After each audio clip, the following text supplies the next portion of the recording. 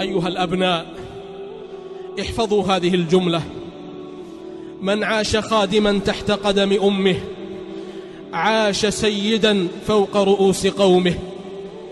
من عاش خادما تحت قدم أمه عاش سيدا فوق رؤوس قومه. عباد الله، القرب من الوالدين قربة، والبعد عنهما مسخطة. لا بد أن نعلم أن كل بيت فيه أنفاس الوالدين فهو بيت رحمة وحنان.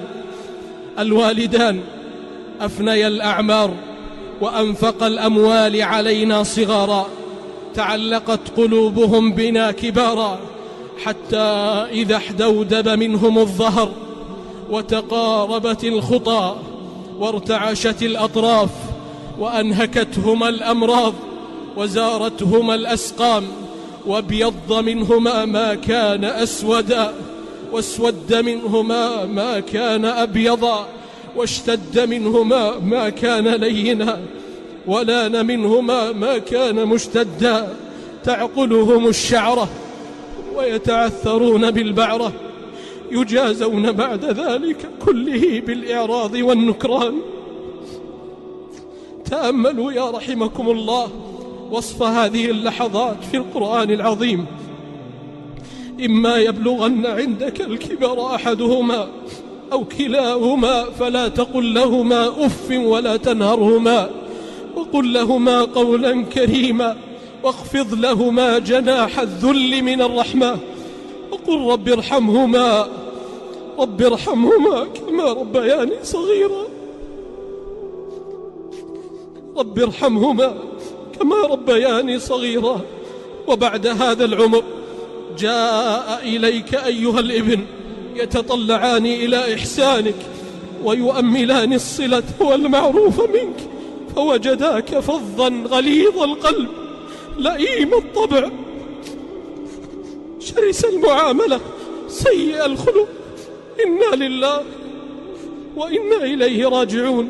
يا هذا إنه لا يقابل الإحسان بالإساءة إلا اللئام، ولا يقابل الجود والكرم بالإهانة إلا الطغام، وربي لا يفعل ذلك إلا من غلبت عليه شقوته وأعماه شيطانه وأضله هواه. أما علمت أيها المسكين أن رضا الله في رضا الوالد؟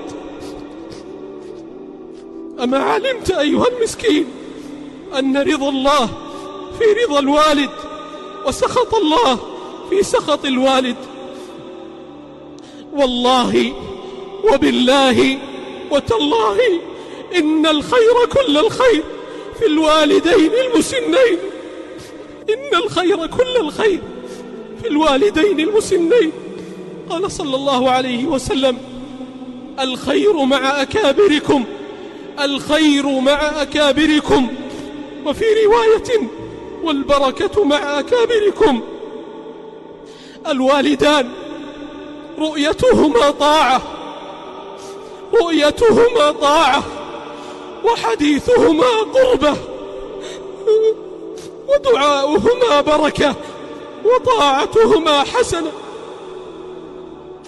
بكى أحد السلف عند قبر أمه لما دفنوها، فقالوا له في ذلك، فقال: لم لا أبكي وقد أغلق علي باب من أبواب الجنة وحق له البكاء، فموت أحد الوالدين صدع في الفؤاد لا يجبر.